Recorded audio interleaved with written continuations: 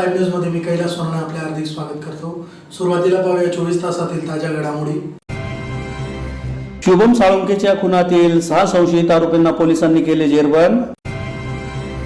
विमाधारकाच्या वारसास 10 लाखांच्या धनादेशाचे वितरण। महामार्ग ते मिसबा मस्जिद वडजई रोड पर्यंतच्या कॉन्क्रीट रस्त्याच्या कामाचा शुभारंभ। धुळे जिल्हा निवृत्त प्राथमिक शिक्षक संघाची वार्षिक सर्वसाधारण सभा संपन्न। आणि भूमी अभिलेख कार्यालयाचे जिल्हा अधीक्षकांना देण्यात आला निरोप। आता बातमीपत्र विस्ताराने। धुळे शहरातील शुभम साळुंकेच्या खून प्रकरणातील 6 संशयित आरोपींना धुळे, पुणे व राजस्थान येथून जेरबंद करण्यास स्थानिक गुन्हे अन्वेषण शाखेच्या पथकास यश आले आहे। धुळे शहरातील शुभम साळुंकेच्या खून प्रकरणातील 6 संशयित आरोपींना जेरबंद करण्यास पोलिसांना यश आले असून स्थानिक गुन्हे अन्वेषण शाखेच्या पथकाने धुळे, पुणे आणि राजस्थानातून संशयितांना ताब्यात घेतले आहे। याबाबत अधिक माहिती अशी की दिनांक 8 ऑक्टोबर रोजी रात्री 11 वाजेच्या सुमारास नवनाथ नगरातील शुभम जगन साळुंके याची क्रूरपणे हत्या झाली होती। अगोदर गांधी पुतळा परिसर, त्यानंतर वरखेडे कचरा डेपो येथे धारदार शस्त्राने शुभमवर जीव घेणा हल्ला करण्यात आला होता। यात त्याचा मृत्यू झाला। यानंतर आझादनगर पोलिसांनी तपास सुरू केला। मात्र स्थानिक गुन्हे अन्वेषण शाखेने समांतर तपासात आघाडी घेत खुनातील मुख्य संशयितांच्या मुसक्या आवळल्या। शुभम याच्या घरावर दगडफेक झाली होती। याचा जाब विचारल्याने शुभमवर महेश पवार उर्फ लाला डोळा याच्यासह त्याच्या साथीदारांनी खुनी हल्ला केला होता। घटनेनंतर शुभमचे मारेकरी पसार झाले होते, परंतु स्थानिक गुन्हे अन्वेषण शाखेने पुण्यासह राजस्थानात धडक देऊन संशयितांना ताब्यात घेतले आहे। या घटनेतील संशयित आरोपी गणेश अनिल पाटील हा पसार होण्याच्या तयारीत असताना त्यास पारोळा रोडवरील कॉटन मार्केट येथून पोलिसांनी ताब्यात घेतले होते। त्यानंतर बुधवारी महेश उर्फ घनश्याम प्रकाश पवार वय 32 राहणार Swaminarayan colony market yard Dhule, Ganesh Sahebrao Mali वय 20 राहणार 50 खोली शांतीनगर कॉटन मार्केट मागे धुळे व जगदीश रघुनाथ चौधरी वय 18 राहणार Swaminarayan colony market yard Dhule हे नाशिक येथून संगमनेर मार्गे पुण्याकडे पसार झाल्याची माहिती मिळताच स्थानिक गुन्हे अन्वेषण शाखेच्या पथकाने पुणे येथे रवाना झाले। पथकास वरील 3 आरोपी मॅगझिन चौकात दुचाकीसह आढळून आले। पोलिसांची चाहूल लागताच त्यांनी दुचाकी सोडून पलायन केले। मात्र पथकाने त्यांचा पाठलाग करून मोठ्या शिताफीने त्यांना ताब्यात घेतले। सदर गुन्ह्यातील अक्षय श्रावण साळवे, जयेश रवींद्र खरात उर्फ जिव्या हे दोघे राजस्थानकडे पसार झाल्याची खात्रीलायक माहिती मिळतात स्थानिक गुन्हे अन्वेषण शाखेच्या पथकाने त्या दिशेने धाव घेत आरोपी एका लक्झरीने अजमेरहून इंदोरकडे जात असल्याची गुप्त माहिती मिळाली। परिणामी पथकाने रतलाम येथे येणाऱ्या बऱ्याच लक्झरी बसेस तपासल्या। यात एका लक्झरी बसमध्ये अक्षय साळवे व जयेश खरात उर्फ जिव्या मिळून आले। त्यामुळे शुभम साळुंके खून प्रकरणातील अटक झालेल्या आरोपींची संख्या 6 झाली आहे। संशयित आरोपी हे हिस्ट्री शीटर असून त्यांच्यावर विविध कलमान्वये खुनाचे तसेच इतर गुन्हे दाखल आहेत। महेश पवार याच्या विरुद्ध 15 गुन्हे, अक्षय साळवे याच्या विरुद्ध 9, गणेश साहेबराव माळी याच्या विरुद्ध 2, जगदीश रघुनाथ चौधरी याच्या विरुद्ध 4 तर जयेश खरात याच्या विरुद्ध 12 गुन्हे दाखल आहेत। सदरची कारवाई जिल्हा पोलीस अधीक्षक संजय वारकुंड, अप्पर पोलीस अधीक्षक किशोर काळे, उपविभागीय पोलीस अधिकारी सचिन हिरे यांच्या मार्गदर्शनाखाली स्थानिक गुन्हे अन्वेषण शाखेचे पोलीस निरीक्षक हेमंत पाटील, पोलीस उपनिरीक्षक बाळासाहेब सूर्यवंशी, पोलीस उपनिरीक्षक अमरजित मोरे, संजय पाटील, संदीप सरग, हेमंत बोरसे, योगेश चव्हाण, संदीप पाटील, रविकिरण राठोड, तुषार सूर्यवंशी, प्रल्हाद वाघ, सुशील शेंडे, शशिकांत देवरे, मुकेश वाघ, जितेंद्र वाघ, योगेश साळवे, अमोल जाधव यांनी केली। धुळे जिल्ह्यातील आझादनगर पोलीस स्टेशनला दिनांक 9 रोजी एक गुन्हा दाखल झाला होता। त्यामध्ये एक शुभम नावाची व्यक्ती होती, त्या मर्डर झाले आपल्याला दिसून आलं होतं। त्या अनुषंगाने पुढे तपास केला असता फिर्यादीवर पुढे तपास केला असता असं आढळून आलं आहे की मयत हा शुभम असून त्याचा जो एक रॅव्हल होता त्याचं नाव आहे महेश पवार। त्यांनी त्याच्या घरावर दगडफेक झाल्या कारणावरून ते जाब विचारायला गेले होते। त्यानंतर गांधी पुतळ्यावर बाचाबाची झाली। त्यानंतर महेश पवारने इतर साथीदार यांना बोलवून त्या शुभमला किडनॅप केलं। इथून ते गावाच्या बाहेर घेऊन गेले। त्या ठिकाणी त्यावर चित्तक्षास्त्राने वार करून रॉडनी मारहाण करून त्या दगड मारून त्याला जखमी केलं होतं। त्यानंतर त्याला ताबडतोब आपली पोलीस टीम पोहोचली त्या ठिकाणी आणि त्याला हॉस्पिटल नेण्यात आलं होतं आणि त्यानंतर त्या व्यक्तीचा मयत झाला होता। यामध्ये एकूण आपल्याला फिर्यादीनुसार 8 आरोपी निष्पन्न झाले होते, आणखी 2-3 आरोपी अज्ञात त्यांनी सांगितले होते। त्या 8 पैकी एकूण 7 आरोपी ताबडतोब अटकेत घेतले। त्यात मुख्य सूत्रधार जो महेश पवार आहे त्याला अटकेत घेतले।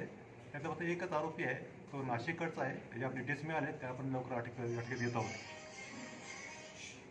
एक दिसून आलं आहे की आपल्या शहरामध्ये अलीकडच्या काळात काही लोकांनी आपल्या मक्तेदारी किंवा एक वर्चस्व दाखवण्यासाठी काही लढाई चालू होती। ॲक्च्युली कुठे टोळीबद्ध नाही आहे, पण हे छोटे मोठे गुन्हे करत होते, त्यामध्ये हे परवासन या खुनाचा गुन्हा झालेला आहे. आणि यामध्ये जे कामगिरी तत्परपणे केली आहे ते आझादनगर पोलीस स्टेशनचे आमचे पी आय देशमुख साहेब, त्यांचे सहकारी अधिकारी पी आय बोरसे साहेब, आमचे पी आय हेमंत पाटील यांच्या दोन्ही पथकाने चांगली कामगिरी केली आहे. आरोपींना ताबडतोब आपण अटक करण्यात आलेलं आहे. या 7पैकी एक आरोपी आहे, हा जुवेनाल आहे, त्याचं नाव आहे भूषण वाडेकर, याला ऑलरेडी आपण रिमांड मोहमध्ये पाठवलं आहे. यात आता अटक केलेले आरोपी आहेत महेश पवार आहे, अक्षय साळवे, गणेश माळी, जगदीश चौधरी, गणेश पाटील, जिवे उर्फ जयेश खरात. यातले 3 आरोपी हे पुण्याकडे पळून गेले होते नाशिक मार्गे. त्यांना पण पुण्याच्या दिघी या पोलीस हद्दीमधून त्यांना अटक करण्यात आले. आणि 2 आरोपी हे अजमेरला गेले होते या घटनेला अंजाम देऊन. त्यांना इतर आपण इंदोर या ठिकाणी अटक केलेलं आहे. यातला फक्त 1 आरोपी अटक करणे बाकी आहे. या गुन्ह्यामागे आणखी काही अंडरकरंट आम्हाला दिसून येत आहेत. फिर्याद येऊन दिसून येतं की काही या लोकांचा यात सहभाग असण्याची शक्यता आहे. त्यामध्ये 120 कलम लावलेला आहे.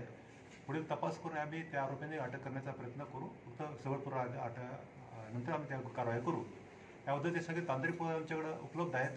आणि याचा अभ्यास जर पाहिला, ह्या आरोपींवर जो मुख्य आरोपी महेश उर्फ घनश्याम प्रकाश पवार याच्यावर 15 गुन्हे आहेत, अक्षय साळवे याच्यावर 9 गुन्हे आहेत, गणेश माळीवर 2 गुन्हे आहेत, जगदीश चौधरीवर 4 गुन्हे आहेत, जयेश खरातवर उर्फ जेबे यावर 12 गुन्हे आहेत.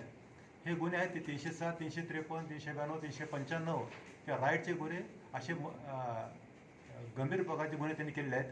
त्यामुळे त्यांचा अभिलेख पाहून आम्ही योग्य ते कलम लावून याचा पुढे आम्ही चांगल्या पद्धतीने तपास करू.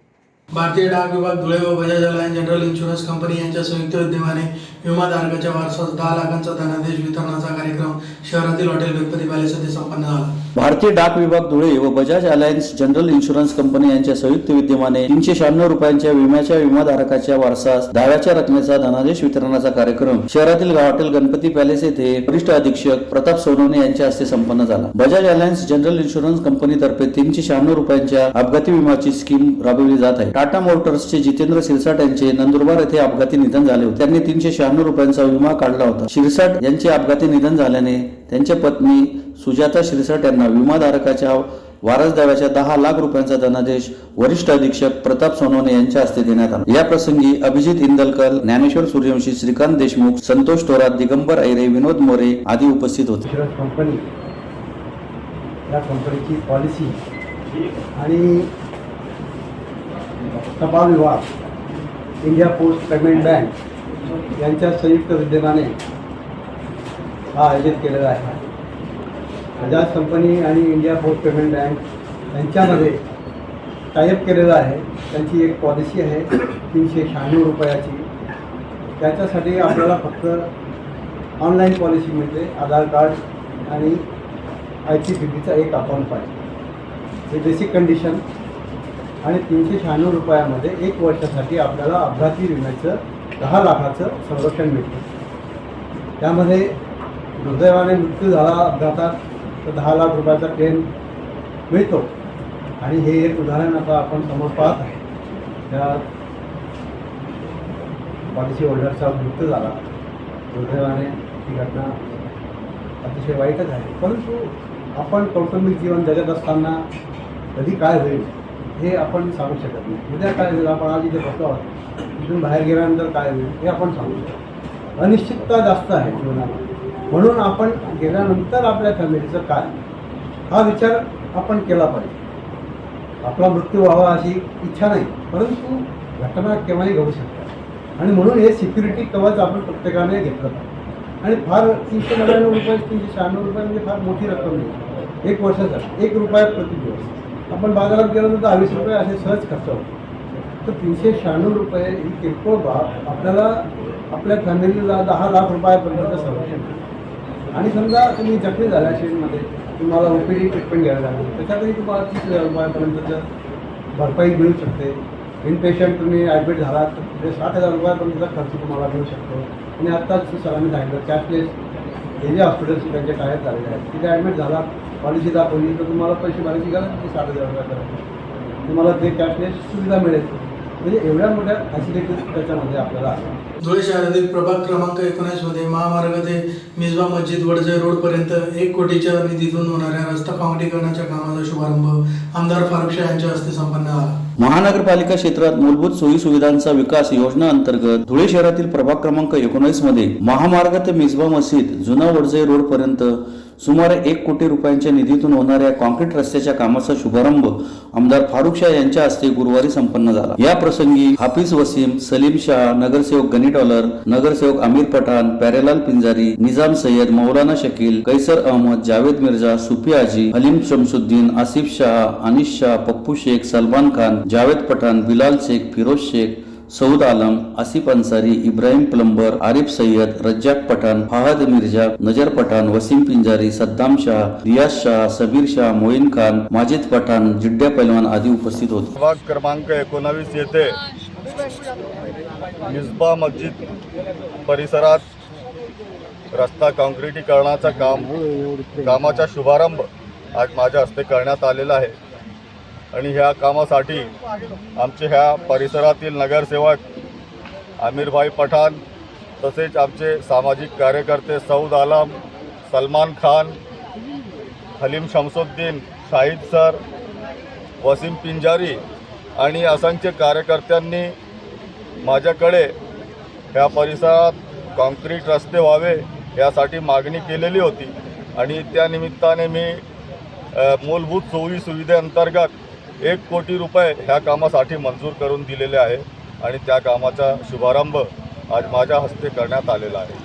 धुळे जिल्हा निवृत्त प्राथमिक शिक्षक संघाची वार्षिक सर्वसाधारण सभा देवपुरातील श्रीरंग कॉलनी पेन्शनर भवन येथे अध्यक्ष गद परदेशी यांच्या अध्यक्षतेखाली संपन्न झाली. धुळे जिल्हा निवृत्त प्राथमिक शिक्षक संघाची वार्षिक सर्वसाधारण सभा देवपुरातील श्रीरंग कॉलनी पेन्शनर भवन येथे अध्यक्ष गद परदेशी यांच्या अध्यक्षतेखाली संपन्न झाली. दिव्यांगांना श्रद्धांजली अर्पण करून सभेस सुरुवात करण्यात आली. मागील सभेचे इतिवृत्त वाचून कायम करणे, सन 2021-22 हा जमा खर्च वाचून मंजूर करणे याच्यासह आयत्या वेळी येणाऱ्या विषयांवर चर्चा करून सर्व विषय मंजुरी करण्यात आले. या प्रसंगी जिल्हा सरचिटणीस आनंदराव पाटील, जिल्हा उपाध्यक्ष प्रभाकर भामरे, जिल्हा कोषाध्यक्ष दयाराम पवार, पितांबर पाटील, शरद पवार, दत्तात्रय जटे, अभिमन्यू सिसोदे, अशोक भामरे, शिवाजी पाटील, ओंकार बोरसे, मुरलीधर रोकडे, राजेंद्र शिंदे, सुखलाल धनराय, राजहंस कुंभारे, गबा पाटील, आनंदा सोनवणे, एकनाथ पवार, वसंत बोरसे, युवराज पाटील, किशोर आयरे, विजय बोरसे, सुभाष देसले, मुकुंद जगताप आदी उपस्थित होते. साहेबराव पाटील, सरचिटणीस, धुळे जिल्हा निवृत्त प्राथमिक शिक्षक सेवा संघ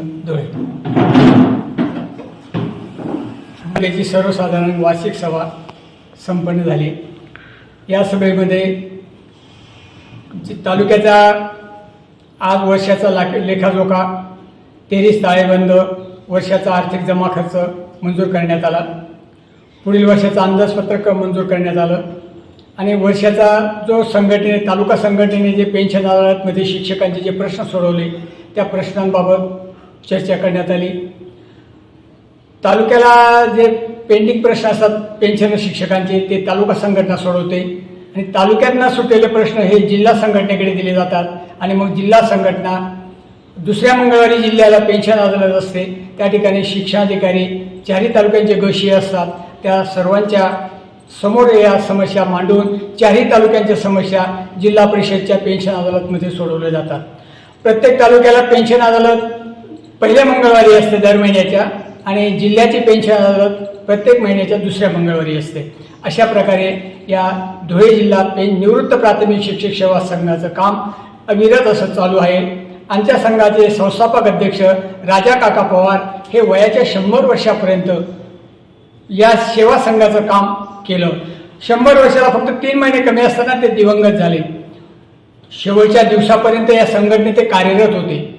कार्यरत असणारा असा महर्षी त्यांच्या कार्याने ते अमर झाले आणि म्हणून सर्व सभासदांनी वर्गणी जमा करून त्यांना दिमागदार असा त्यांच्या ऋणातून मुक्त होण्यासाठी हा दिमागदार असा पुतळा या ठिकाणी आम्ही उभारला आणि सभासदांचे जे त्यांच्या कर्तृत्वाला त्यांनी मान दिला. सभासदांनी पैसे जमा करून आज काय झालं ते आज धुळे तालुक्याची वार्षिक सभेमध्ये राज्य संघाने शिक्षकांचे आतापर्यंत कोणकोणते प्रश्न सोडवले ते श्री अनंतराव पाटील यांनी सांगितले आणि आज राज्य संघटनेकडे कोणकोणते प्रश्न प्रलंबित आहेत. 1000 रुपये मेडिकल भत्ता राज्य सरकारकडे मागणी आहे.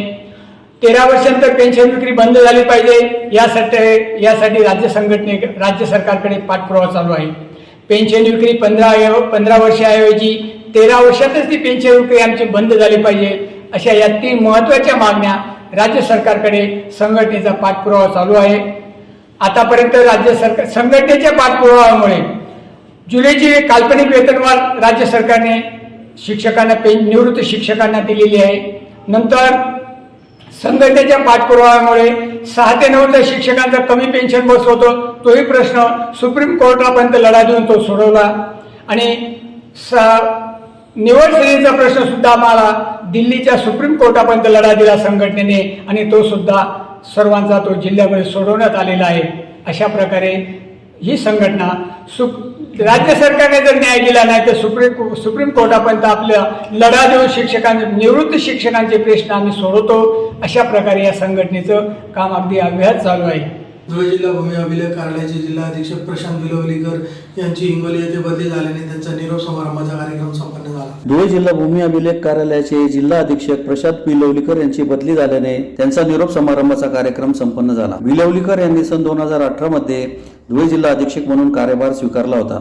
त्यानंतर त्यांनी उत्कृष्ट समन्वयक साधून यशस्वीपणे कार्यकाळ पूर्ण केला. त्यांची हिंगोली येथे बदली झाल्याने त्यांचा सत्कार समारंभाचा कार्यक्रम संपन्न झाला. यावेळी अनेक मान्यवरांनी मनोगते व्यक्त केली. या प्रसंगी नगर भूमापन अधिकारी तथा कार्याध्यक्ष गोविंद बाबड, प्रमुख लिपिक दिलीप काकड, प्रमुख पाहुणे म्हणून भूमी अभिलेख धुळे किरण पाटील, अनिल सांगोने, विहार सूर्यवंशी, MV आयरे, महाराष्ट्र राज्य भूमी अभिलेख संघटनेचे अध्यक्ष आनंद तायडे, उपाध्यक्ष निलेश साळुंके यांच्यासह धुळे, साक्री, शिंदखेडा, शिरपूर तालुक्यातील भूमी अभिलेख कार्यालयातील अधिकारी व कर्मचारी मोठ्या संख्येने उपस्थित होते. साहेब, तुमच्यासारखा देव माणूस, मी तर काय म्हणतो, तुमच्यासारखा देव माणूस कधी असं यशाला कधी लाभलेच नाही. साहेब, मग निलेश शिंदे बोलले आणि खरंच वाटत कधी एसएलआर साहेबांचा फोन आला ना, एक तर कशाला हात जायचा किंवा डोक्याला हात लागायचा. आता काय सांगताय, काय आदेश होतोय हे सांगतो. पण साहेब, तुमच्या कार्यकालामध्ये आपण धुळे जिल्ह्यात खूप चांगलं काम केलं. ड्रोन सर्वेचं काम सगळ्या जिल्ह्यामध्ये पहिलं तुम्ही जो प्रोजेक्ट राबवला धुळे शहरामध्ये तुम्ही जेव्हा ड्रोन सर्वेचं काम सुरू केलं तेव्हा किरण पाटील साहेबांनी एकच सांगितलं, बाबासाहेब तुमच्या शिरपूरचा स्टाफ मला लागेल जुना मार्किंगला. म्हटलं ठीक आहे साहेबांना घेऊ. साहेब म्हणलं माझा स्टाफ द्यायचा धुळ्याला, काय अडचण काही नाही, तुम्ही दोघं ठरवून करून घ्या. मी चुना मार्किंगला जेव्हा स्टाफ दिला तेव्हा ते काम पाटील साहेबांनी जो प्रोग्रेस केला त्यामुळे आपल्या जिल्ह्याचं नाव पुढे चाललं. नंतर साहेब असाच विषय निघाला रेल्वे संपादनाचा पण. तेव्हा पण पाटील साहेबांनी माणसं म्हणलं, साहेब तर तुम्ही काय करता माहिती, चांगलीच माणसं घ्या, माझी घ्या ना गारुडींची घ्या,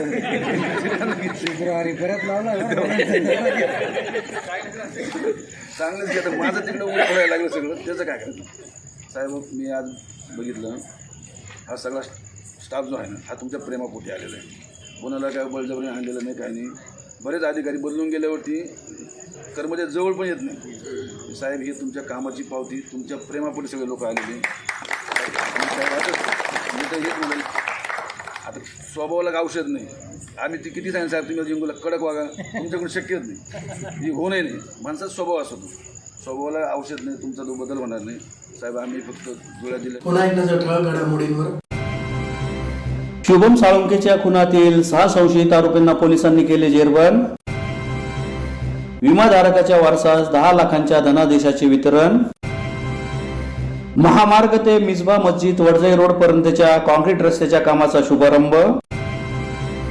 धुळे जिल्हा निवृत्त प्राथमिक शिक्षक संघाची वार्षिक सर्वसाधारण सभा संपन्न. आणि भूमी अभिलेख कार्यालयाचे जिल्हा अधीक्षकांना देण्यात आला निरोप. याचबरोबर श्रीराम टाइम न्यूजच्या बातमीपत्र संपले. दिवसभरातील ताज्या घडामोडींसाठी पाहत राहा श्रीराम टाइम न्यूज. भेटूया पुढील प्रसारणात. तोपर्यंत नमस्कार.